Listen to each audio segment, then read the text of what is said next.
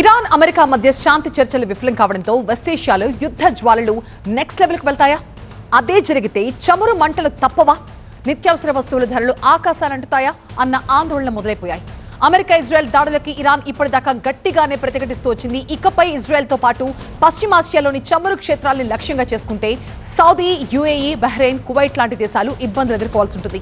Iran దాడుల్లో వెస్టేషియాలోని America స్థావరాలకి కూడా ముప్పు పొంచు విస్తరించే అవకాశం ఉంది. టెహ్రాన్కి మద్దతుగా హూతీలు, హెజ్బుల్లాలు తమ కార్యకలాపాలను తీవ్రతరం చేసే ఛాన్స్ ఉంది. ఢిల్లీ నుంచి మా బ్యూరో చీఫ్ గోపి దీనిపై మరింత సమాచారం ఇస్తారు. గోపి, ఇప్పటి వరకు కూడా ప్రజలలో ఎక్కడో ఒక చిన్న హోప్ ఉంది, ఒక 2 నెలల్లో యుద్ధం కొలిక్కి వస్తుంది. బట్ చూస్తుంటే ఇప్పట్లో ఈ యుద్ధం ఆగేలా కనిపించలేదు. మరొక యుక్రెయిన్ వార్ లాగా మారే ప్రమాదం ఉందా అనిపిస్తోంది. సో దీని ఎఫెక్ట్ మన భారతదేశం మీద ఎలా ఉండబోతోంది?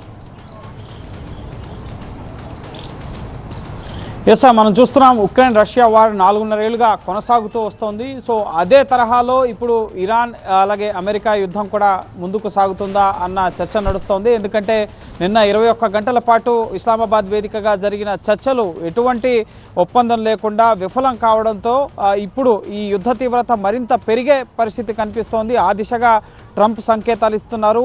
ఇటు ఇరాన్లో ఉన్న అణుక్షేత్రాలు, అలాగే విద్యుత్ ప్లాంట్లతో పాటుగా చమురు క్షేత్రాలు, ఇటు హ్యూమన్ ఇన్ఫ్రాస్ట్రక్చర్ పైన కూడా, మౌలిక వసతుల పైన కూడా మేము దాడులు చేస్తాం.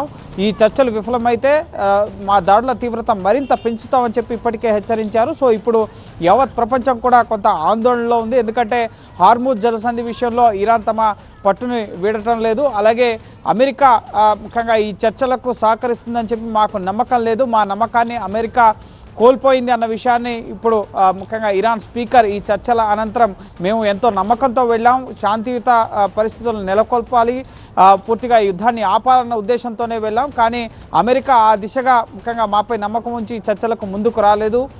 సో ఇప్పుడు ముఖ్యంగా ఎటువంటి పరిస్థితులను ఎదుర్కొనేందుకైనా సరే, అది సైనిక పరంగా అయినా సరే లేక మరే ఇతర విధాల్లో అయినా సరే, మేము ఇరాన్ ప్రాధాన్యతలని కాపాడేందుకు ముందుకు కొనసాగుతామని చెప్పి ఇరాన్ నుంచి వస్తున్న ప్రకటన. అమెరికా నుంచి ముఖ్యంగా ఇటు ఈ హార్మోజ్ జలసంధి కానీ మిగతా ముఖ్యంగా ఈ అణుక్షేత్రాల కార్యక్రమాన్ని ఉపసంహరించుకునే విషయంలో కానీ ఇరాన్ వెనక్కి తగ్గకపోతే ఇంకా తమ సైనిక చర్యల్ని ముమ్మరం చేస్తామని చెప్పి అమెరికా నుంచి వస్తున్న హెచ్చరికల నేపథ్యంలో అంతర్జాతీయంగా గ్లోబల్గా ఇటు పెట్రోల్, డీజిల్ ధరలు పెరిగే అవకాశం ఉంటుంది. హార్మోజ్ జలసంధిని పూర్తి స్థాయిలో మూసివేస్తే కనుక ఇంకా రానున్న రోజుల్లో ఈ సంక్షోభం ఇతర దేశాలపైన మరింత ఎక్కువగా పడే అవకాశం కనిపిస్తుంది.